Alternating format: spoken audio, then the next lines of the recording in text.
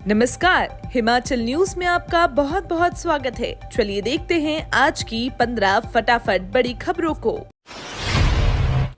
बिलासपुर में सुक्खू सरकार मनाएगी 2 साल का जश्न। गोबर खरीद की योजना होगी लॉन्च। सीएलपी मीटिंग में 30,000 भीड़ जुटाने का लक्ष्य। सुखविंदर सरकार अपने 2 साल का कार्यकाल पूरा होने का जश्न 11 दिसंबर को बिलासपुर में मनाएगी। इसको लेकर सरकार ने तैयारियां शुरू कर दी हैं। सरकार ने इस समारोह को यादगार बनाने के लिए 30,000 की भीड़ जुटाने का लक्ष्य रखा, जिसके लिए सभी विधायकों को अपने अपने क्षेत्रों से कार्यकर्ताओं को लाने का टारगेट दिया गया। शिमला में मुख्यमंत्री सुखविंदर सुक्खू की अध्यक्षता में आयोजित हुई कांग्रेस विधायक दल सीएलपी की मीटिंग 2 साल के कार्यक्रम को लेकर चर्चा की गई। बैठक के बाद सीएम सुखविंदर सिंह सुक्खू ने कहा, सभी विधायकों को कार्यक्रम में लोगों को लाने के टारगेट दिए गए हैं।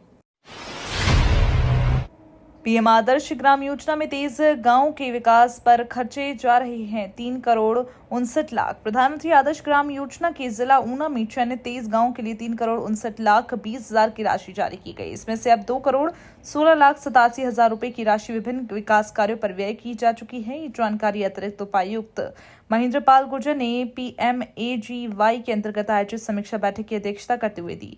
एडीसी ने कहा कि इस योजना के तहत चयनित गांव में सर्वा सुविधा युक्त पुस्तकालय स्थापित किए जाए, जहां अत्याधुनिक ज्ञान विज्ञान की पुस्तकों के अलावा बच्चों को प्रतियोगी परीक्षाओं के लिए आवश्यक पुस्तकें भी उपलब्ध हों।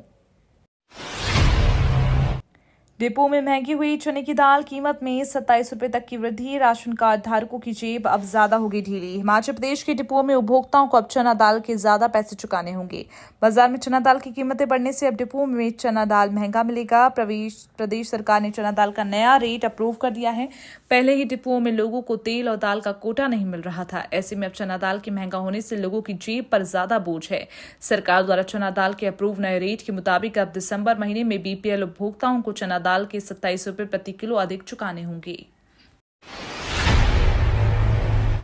निजी ऑपरेटरों को मिलेंगे टेम्पो ट्रैवलर के रूट परमिट। जहां सवारियां कम वहां होगा संचालन। हिमाचल में निजी ऑपरेटरों को बसों के अलावा अब टेम्पो ट्रैवलर के रूट परमिट भी आवंटित होंगी। बेरोजगारों को स्वरोजगार उपलब्ध कराने के लिए प्रदेश सरकार ने यह फैसला लिया।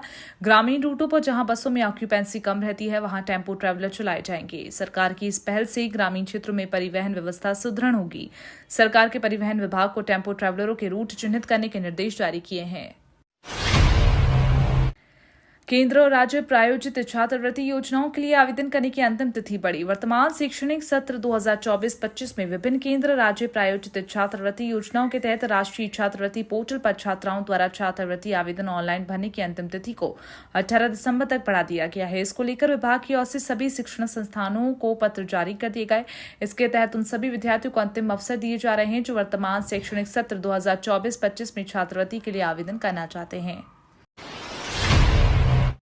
उपायुक्त ने सर्दियों और सूखे से निपटने की तैयारियों को लेकर की समीक्षा बैठक। उपायुक्त जतिन लाल ने जिलाधिकारियों के साथ बैठक कर ऊना जिले में सर्दियों और सूखे से उत्पन्न होने वाली परिस्थितियों से निपटने की तैयारियों का व्यापक जायजा लिया।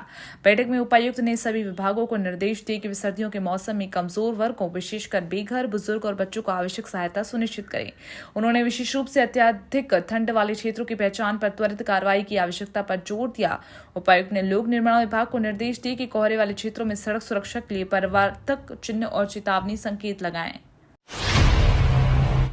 5 डे बोर्डिंग स्कूलों की साइट क्लियर, जल्द शुरू होगा निर्माण। बच्चों को मिलेगी आधुनिक सुविधाएं। राजीव गांधी डे बोर्डिंग स्कूलों के लिए 5 स्कूलों की लैंड साइट क्लियर कर दी गई है। इसमें हमीरपुर के अमलेहड़, भोरंज के करहा, बड़सर के कोहदरा, नगरोटा बगवा का रन्हू, ऊना के गगरेट के संगड़ोई की साइट क्लियर हो गई है और अब जल्द ही यहां निर्माण कार्य शुरू कर दिया जाएगा। गौर हो कि सीएम सुखविंदर सुक्खू ने सत्ता में आते ही हर विधानसभा क्षेत्र में Rajiv Gandhi day boarding school खोलने की बात कही थी।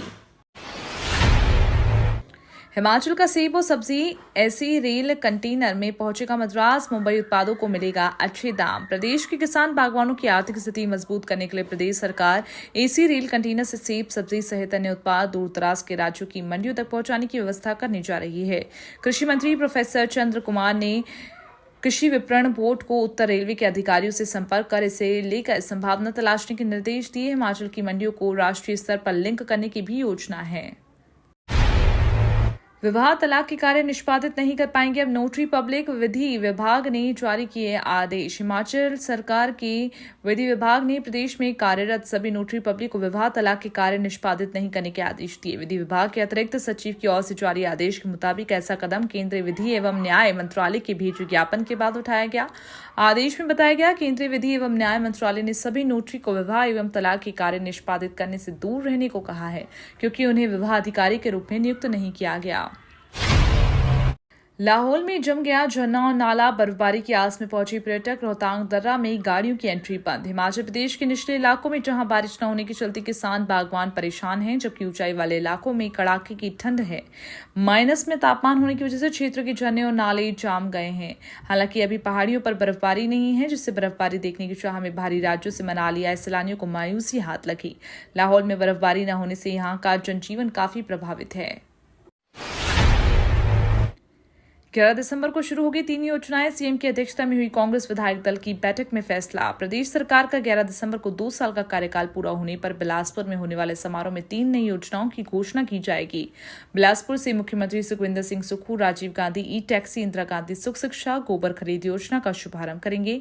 मंगलवार को शिमला में होटल पीटर हॉफ में आयोजित कांग्रेस विधायक दल की बैठक की अध्यक्षता करते हुए सीएम ने नई घोषणाओं को शुरू करने की जानकारी दी।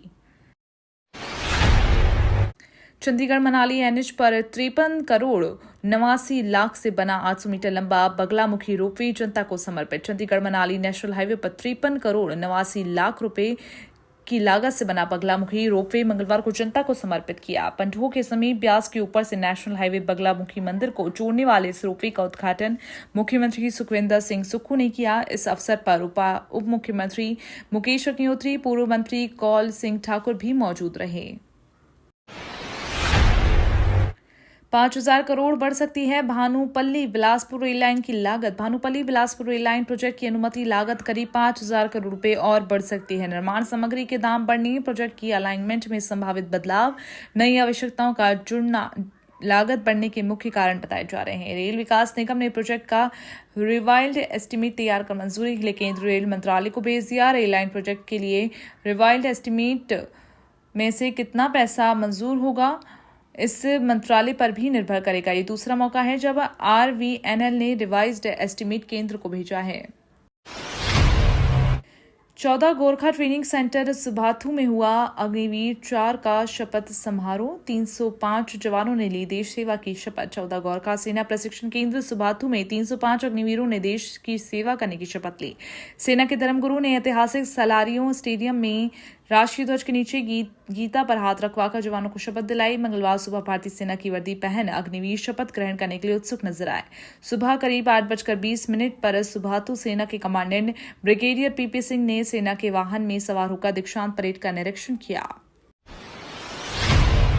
कुल्लू में 4 लेन के से नीचे लुढ़की जीप, पंजाब के 7 लोग घायल, एक की हालत गंभीर। प्रदेश में सड़क हादसों का दौर थमने का नाम नहीं ले रहा। ताजा मामला कुल्लू जिले का है। जिला कुल्लू के मुख्यालय भूतनाथ पुल के पास 4 लेन सड़क पर एक गाड़ी नीचे और लुढ़क गई। हादसे में गाड़ी सवार 7 लोग घायल हो गए।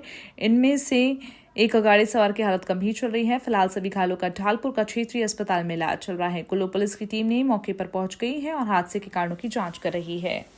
ये तो थी आज की 15 बड़ी खबरें। डेली खबरों से अपडेट रहने के लिए चैनल को सब्सक्राइब करना बिल्कुल ना भूलें। धन्यवाद।